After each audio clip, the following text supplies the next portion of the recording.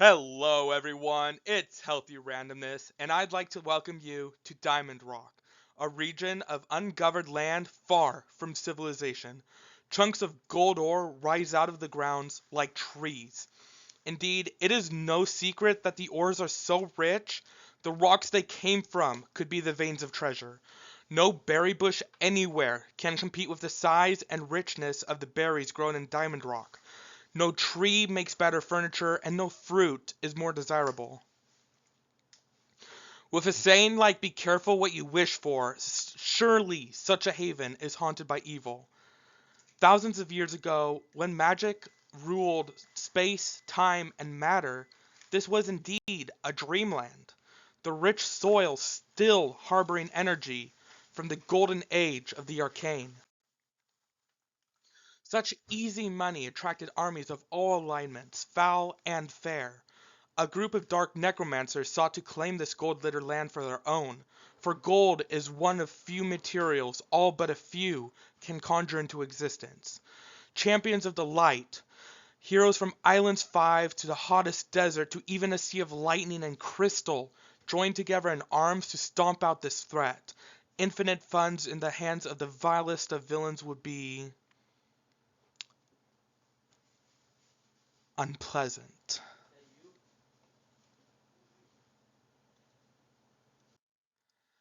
And in the end of this war, the evil, these villains, seem to be purged from these lands. The necromancer armies had to retreat, their survivors were few. And the Dark Ones, the necromancers, wanted revenge, surrendering to the heroes of the light, these, well, heroes, was no option. So they used the last bit of their magic, the last bit of their strength, to create a plague of darkness. The necromancers filled plague rats with what magic they had left, giving them new life, new purpose, and new death. The rats changed from disease-bringing vermin into the goblins. These creatures were weak, frail, and treacherous, for dark magic turns on all. The darkest evil leaked from breaking frames, infecting shadow and shade. The poisoned darkness only brought about more goblins, and more. The necromancers were quick to fall under the unstoppable onslaught. Soon, every inch of these fabled lands were cursed by sheer numbers.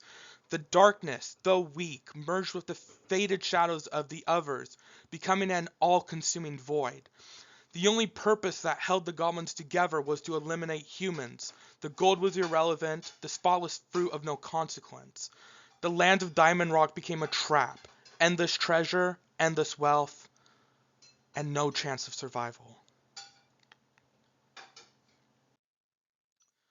Even the victorious champions of light were quashed by this endless horde. Magic seemed to be consumed in death's darkness. The goblins' rampage was immeasurable. Such dark energies hadn't been seen in eons. Reliable talismans faded or broke altogether. Artifacts, enchanted gear, and powerful items just rusted over and crumbled to dust before the warrior's eyes. All but the five strongest magical items in the Alliance's possession were destroyed.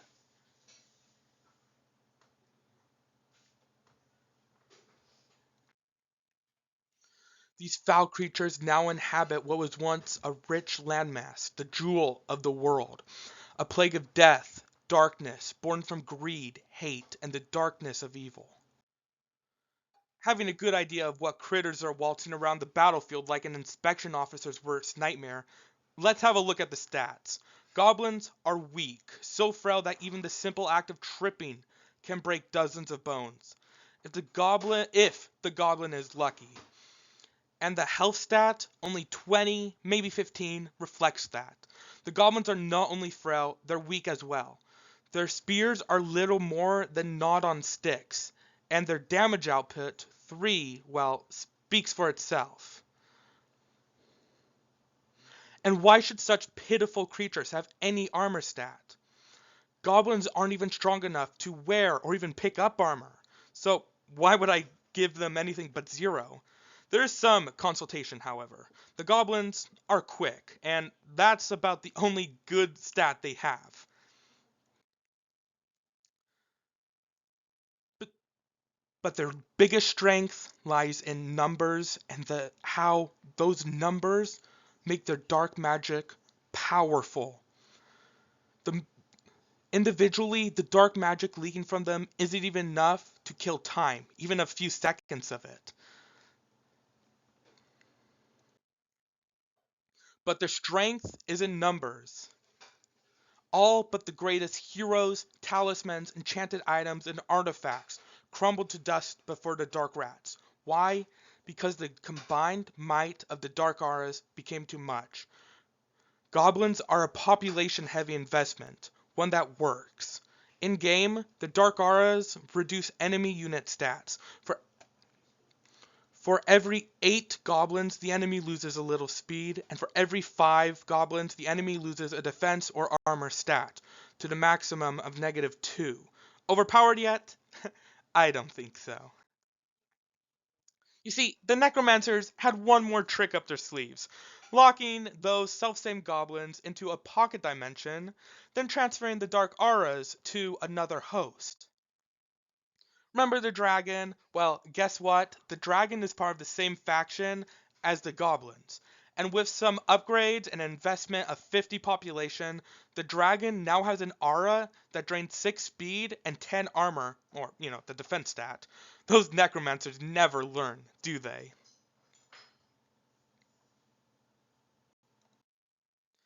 And this is the end of the video. I hope you enjoyed it, and if you would like to see another one, please hit the like and subscribe button. And yes, I'm talking about that spooky, scary subscribe button.